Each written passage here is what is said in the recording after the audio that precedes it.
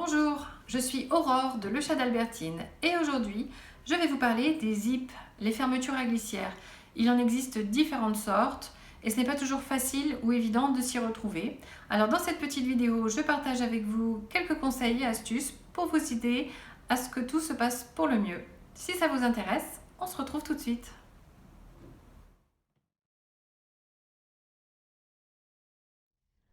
Alors pour commencer, je vais vous parler donc des différentes sortes de zips qui existent. Dans le commerce, vous allez rencontrer ce qu'on appelle des zips séparables, des zips non séparables, des zips qu'on appelle classiques et des zips invisibles qui du coup vont pas tous être utilisés dans les mêmes conditions ni pour faire la même chose. Je vais commencer par les zips non séparables. Alors dans les zips non séparables, vous allez avoir plusieurs catégories. Les zips non séparables, par principe, en fait, ce sont des zips qui ne sont pas séparables, c'est-à-dire que lorsqu'on arrive au bout, les deux côtés sont solidaires et on ne peut pas les dissocier. Voilà. Donc ça, c'est un zip non séparable. Tout cela le sont également. Par opposition à un zip séparable, c'est typiquement les zips que vous allez rencontrer sur les anoraks, les bombers, enfin de manière générale tous les éléments qui ont deux côtés distincts qui doivent pouvoir s'ouvrir. Et en fait on les reconnaît à quoi? Le curseur en bas permet justement, est en général plus gros et permet que ça se sépare. C'est le cas ici par exemple. Voilà. Et que ça se remonte ensuite. Voilà, ce qui n'est pas le cas effectivement sur les zips non séparables. Donc ça, c'est la principale distinction de catégorie que vous allez pouvoir trouver dans le commerce. Et donc parmi les zips non séparables, vous allez avoir deux grandes catégories. Les zips qu'on appelle des zips classiques, qui sont des zips en fait qui sont constitués donc d'une partie griffe qui peut être soit métallique, soit plastique, qui est donc visible sur l'endroit du zip et donc qui s'arrête toujours par un petit curseur qui peut être justement soit métallique, soit plastique selon la nature de votre zip et qui vont se monter d'une manière un petit peu différente de l'autre catégorie de zip qui sont les zips invisibles. Alors la différence, hein, c'est que les zips invisibles, sur l'endroit du zip, vous ne voyez pas les griffes puisqu'elles sont en fait accessibles sur l'envers. Voilà.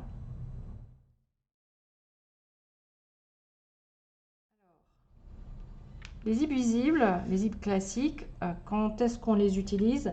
On les rencontre en général typiquement sur des assemblages comme des trousses, comme des dos de coussins, comme des poches. Ce sont toutes les fermetures à glissière qui vont être montées de manière souvent visible ou alors de manière standard, classique, non visible, mais de moins en moins de nos jours puisqu'on a l'autre type de zip qui vient les remplacer. Et donc les zips invisibles, donc, qui sont reconnaissables en fait grâce à leur petite tirette qui est beaucoup plus discrète, souvent en forme un petit peu d'amande comme ça, et que l'on va utiliser essentiellement pour du vestimentaire, pour faire des fermetures et des finitions qui seront les plus discrètes possibles. Donc typiquement, donc sur un côté ou un dos de jupe, sur un dos de robe par exemple, ou un côté de pantalon, lorsqu'on fait des montages que l'on ne souhaite pas rendre visibles.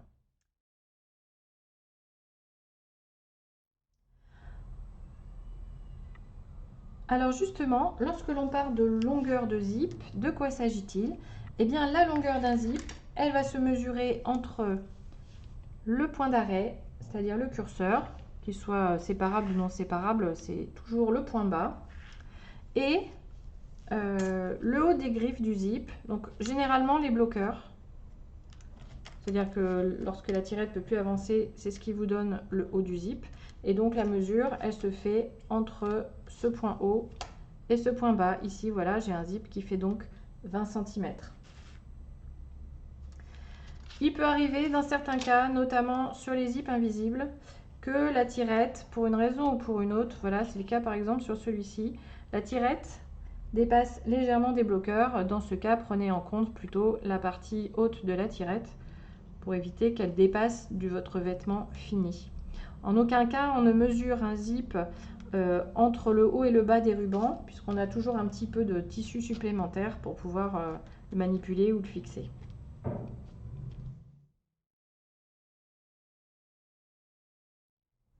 On va pouvoir maintenant aborder un deuxième point, maintenant qu'on a vu les différentes catégories de zip qui sont disponibles dans le commerce. Vous allez aussi avoir un autre critère par rapport au choix de votre zip, qui est en fait la longueur. Effectivement, selon la nature de votre réalisation, que ce soit un anorak ou un pantalon, vous n'allez pas avoir besoin d'un zip qui ait la même longueur. Et souvent, d'ailleurs, dans le patron, on vous préconise d'utiliser un zip d'une certaine longueur.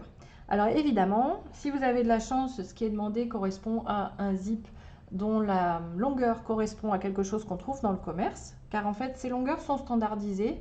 Vous ne pouvez pas trouver par exemple un zip de 23 cm parce que les longueurs standards, ça va être plutôt 20, 30, 35, 40.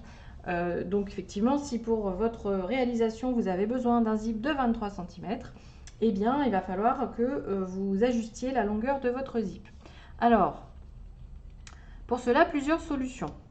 Sur les zips non séparables, la technique consiste dans ce cas à prendre un zip plus long, évidemment, que ce qui est demandé, parce que sinon vous risquez de ne pas avoir quelque chose d'assez long, et de n'utiliser ou de ne le coudre que sur la partie qui vous intéresse, et de recouper ensuite la zone qui devient inutile. Ça, c'est une façon de faire.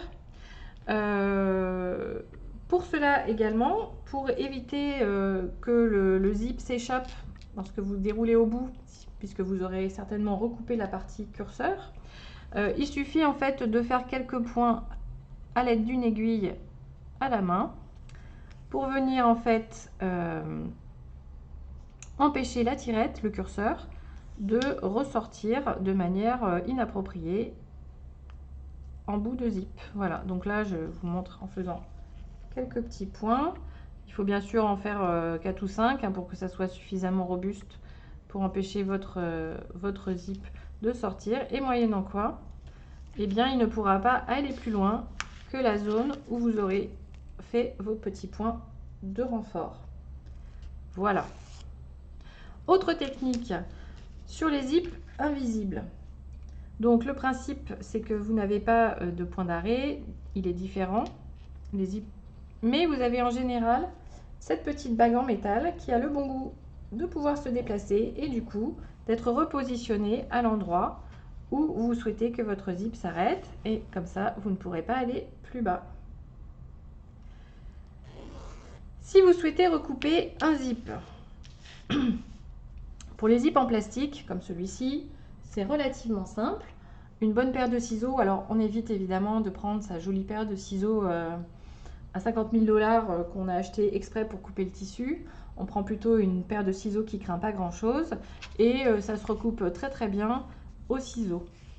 Pour les zips métal comme celui-ci, eh bien pour recouper, vous pouvez couper la partie ruban au ciseau et dans ce cas plutôt utiliser une pince pour retirer les griffes dans la zone que vous souhaitez défaire. Pince qu'on trouve dans toutes les bonnes trousses de bricolage que l'on a souvent à la maison.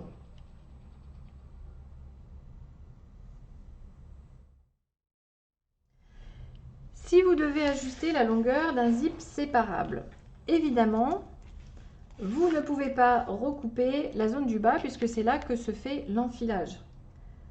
Donc, vous devez forcément agir par rapport à la partie du haut. Et dans ce cas, attention, puisque vous allez devoir retirer ces petits curseurs en plastique ou en métal qui permettent de faire l'arrêt du zip lorsqu'il arrive en haut. C'est possible également que vous ayez pour une raison ou pour une autre à réajuster un zip non séparable au niveau du haut.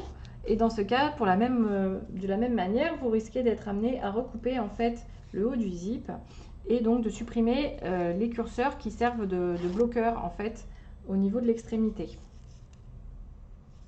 Dans ce cas, en fait, vous pouvez utiliser la même technique que celle que je vous ai montrée pour bloquer le bas du zip, c'est-à-dire vous pouvez passer quelques fils à la main au niveau de l'endroit où vous souhaitez que votre zip s'arrête.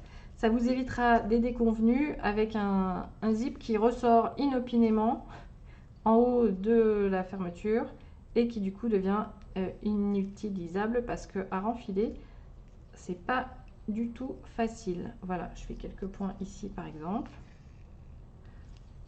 Alors c'est idéalement, il vaut mieux utiliser un fil un petit peu plus gros. Voilà. Mais de cette manière, votre zip ne risque pas de sortir intempestivement alors que vous ne l'avez pas prévu.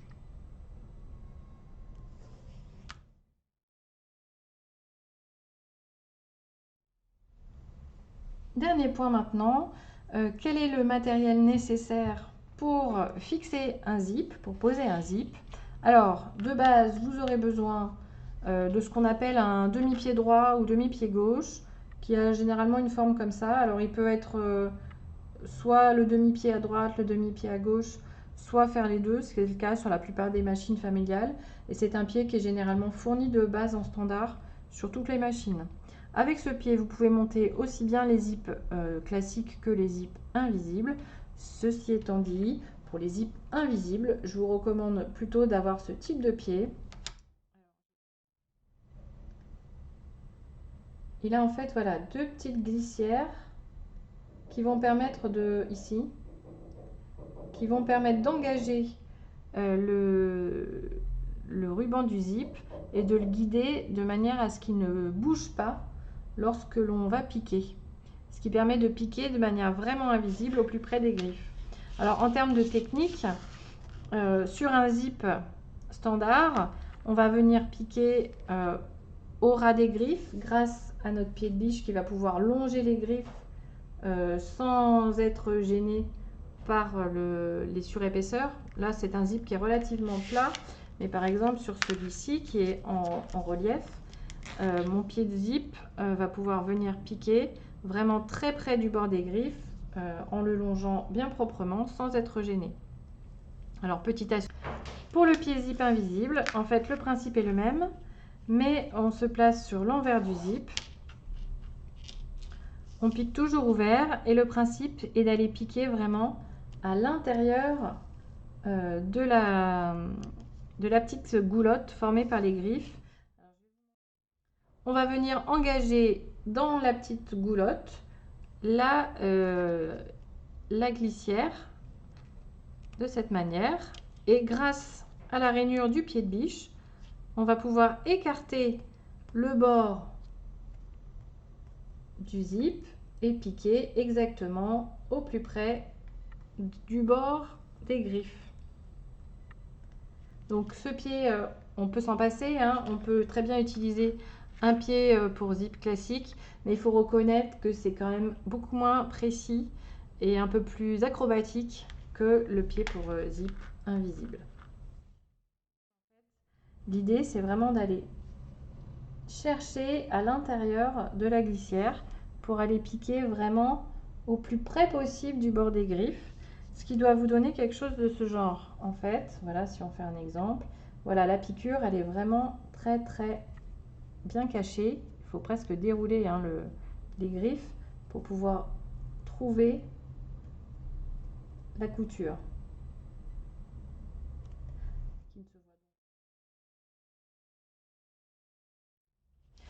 Pour ce qui est de la finition du zip, alors sur les zips invisibles, en haut de zip en général, ce qu'on cherche à obtenir c'est quelque chose d'assez propre et de bien droit en haut. Pour cela, pensez surtout à bien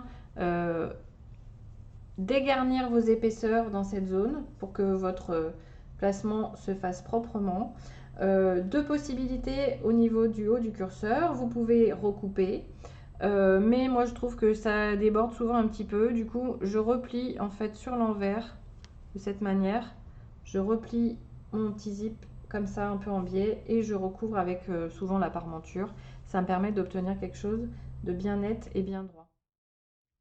Pour ce qui est de la finition du bas de zip, une fois qu'on a assemblé nos deux côtés, donc on a quelque chose qui coulisse parfaitement, on a un zip qui n'est donc quasiment pas visible sur l'endroit, et puis il reste à finir d'assembler le bas de votre jupe ou de votre robe ou du côté, enfin peu importe. Alors il y a deux méthodes, hein. La première ça consiste à assembler d'abord cette partie avant de fixer le zip. Pour ma part, je trouve que c'est pas la plus simple. Donc je fixe d'abord le zip, puis je termine les côtés. Pour ça, en fait, il suffit de venir avec un zip classique, avec un pied classique, pardon, standard, coudre les deux épaisseurs qui sont ici, en allant au plus haut possible pour essayer de rejoindre la couture qui a été faite dans cette zone. Alors bien sûr, vous n'allez pas y arriver, c'est normal, puisque vous êtes gêné par l'épaisseur du zip. Et dans ce cas, en fait, je vais vous montrer comment on peut terminer. Donc après assemblage du côté, vous allez avoir quelque chose un peu dans ce style, c'est-à-dire que vous aurez la piqûre d'assemblage final, la piqûre du zip, et entre les deux, en général, il va vous rester un petit centimètre que vous allez avoir du mal à fixer. Donc sur l'endroit, comment ça se traduit en fait? Vous avez souvent une petite bosse comme ça qui est un peu moche. Et donc le plus simple finalement pour la faire disparaître, c'est tout simplement de faire un petit point à la main pour rejoindre les deux, un petit point glissé, ou toi et moi, pour rejoindre les deux épaisseurs ensemble et éviter ce petit trou un peu vilain qui est visible sur l'endroit. Donc il suffit de ressortir l'aiguille dans la zone que l'on souhaite finaliser et aller chercher un petit point en face dans le tunnel. On ressort et on fait pareil de l'autre côté sur le petit centimètre en question, de manière à resolidariser les deux épaisseurs et à cacher le petit trou disgracieux. Voilà.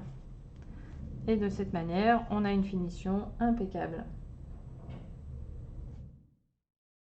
Et voilà, c'est terminé pour les zips. J'espère que maintenant vous êtes incollables.